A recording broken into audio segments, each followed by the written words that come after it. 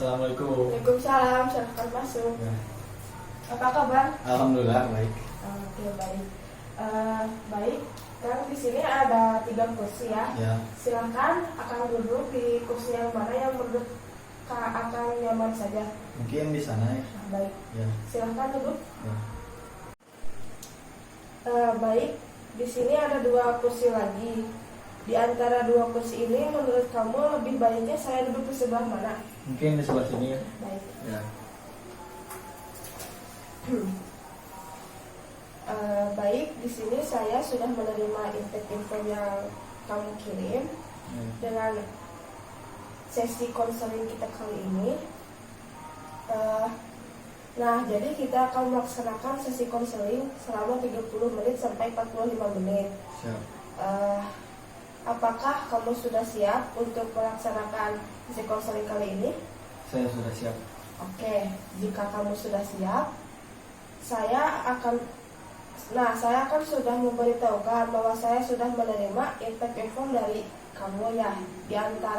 Jika di antara setelah kamu melaksanakan sesi konseling kali ini, misalkan ada keluarga atau teman kamu, saudara kamu atau pacar kamu yang bertanya terkait dengan sesi konseling kali ini, bagian mana yang boleh saya kasih tahu dan bagian mana yang tidak boleh saya kasih tahu terkait dengan sesi konseling kali ini.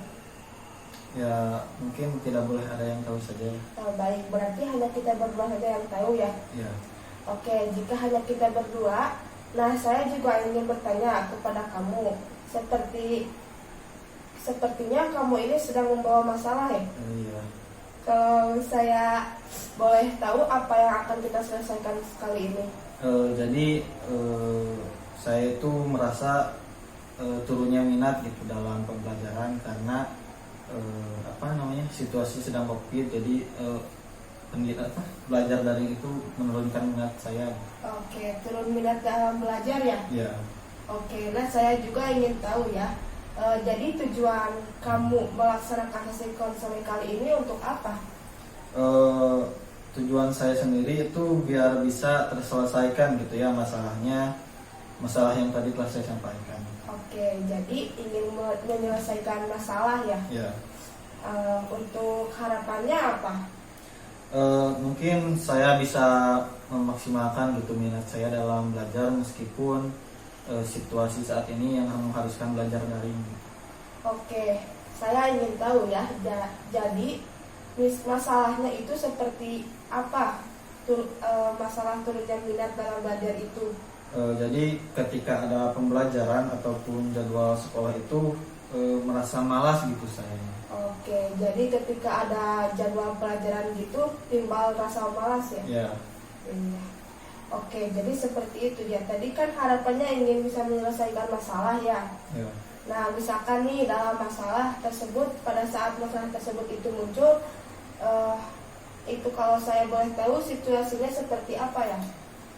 Kalau situasinya itu jadi ketika waktu ada jadwal belajar, saya itu suka merasa malas gitu ya, dan juga karena situasinya kalau di rumah itu kan daring sendiri gitu, di laptop sendiri, di handphone sendiri, jadi gak ada dorongan gitu biar buat saya jadi lebih semangat, gak seperti biasanya kalau ketemu teman-teman.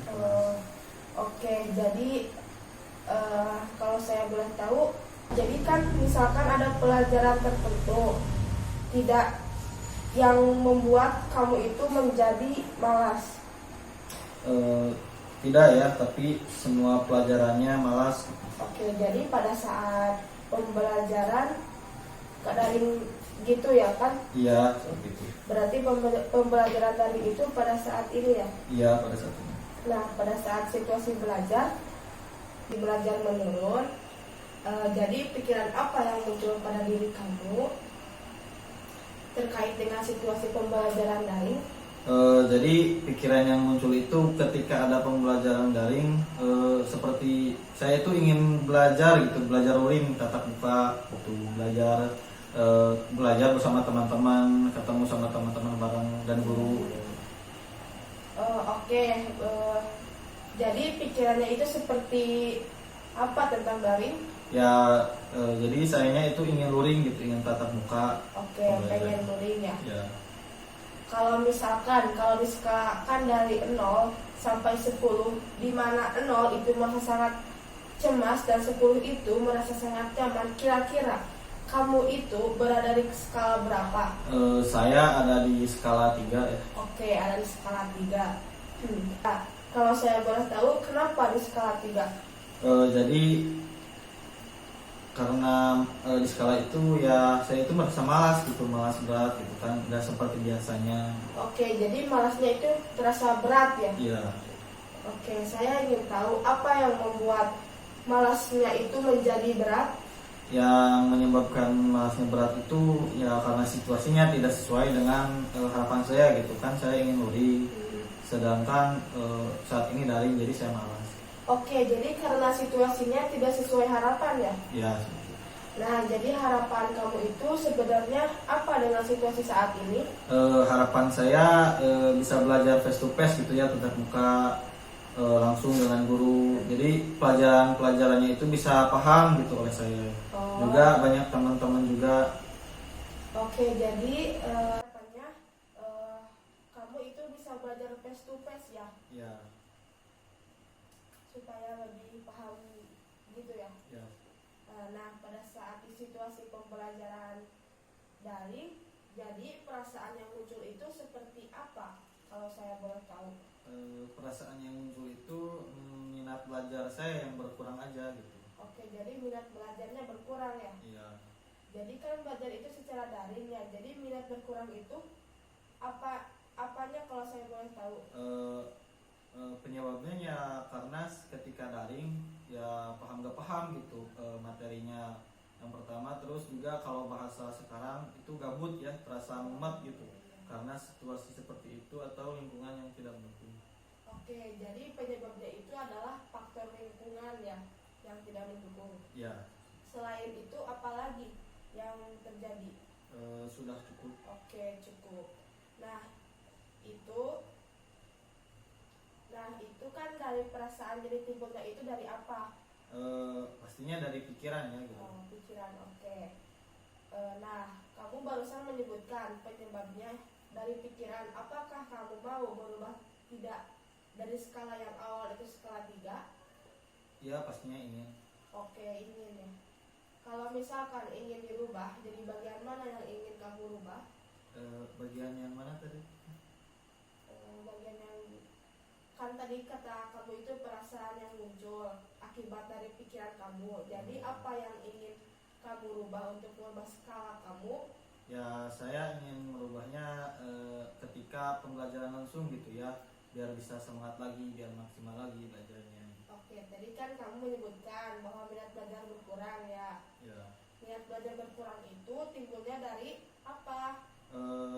Timbulnya dari perasaan, dan perasaan itu dari pikiran saya gitu. Nah, tadi kan kamu sudah menyebutkan ya timbulnya dari perasaan juga dari pikiran. Ya. Jadi mana yang akan kamu rubah, antara perasaan atau pikiran? Pikiran. Ya, oke, pikiran nih.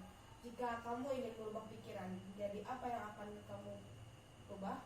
Yang dirubah itu pikiran yang membuat saya malas gitu ya. Oke, ingin membuat pikiran yang membuat kamu malas. Ya. Oke, nah barusan kan kamu sudah ingin merubahnya. Ya. Nah, lalu bagaimana nih tindakannya supaya kamu ini bisa membuat pikiran kamu yang malas itu dalam belajar jadi gimana tindakan dari kamu? Tindakan dari saya mungkin yang pertama pastinya mencari tempat yang mendukung ya untuk belajar, terus mempersiapkan diri untuk belajar daring seperti biasa gitu, alat-alat kayak laptop, handphone, buku tulis, dan pelajaran yang akan dibahas.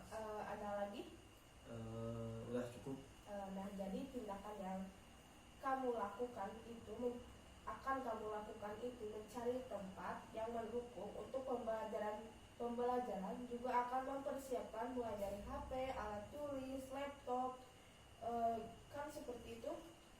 Nah, tadi kan kamu ingin merubah ya. Kalau misalkan kamu itu berhasil untuk merubah, tadi kan ingin merubah pikiran kamu mengenai pembelajaran daring itu yang kurang menyenangkan. Kira-kira ada di skala berapa?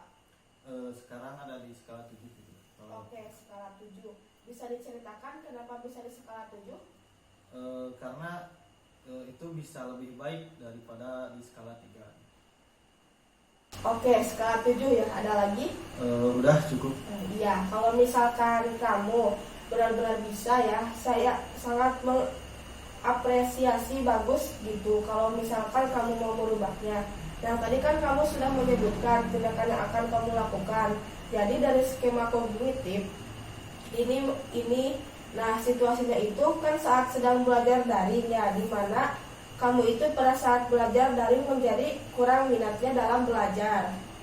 Nah, otomatis pikiran yang muncul dalam pikiran kamu itu tentunya pengen belajar secara luring gitu kan? Ya. Nah,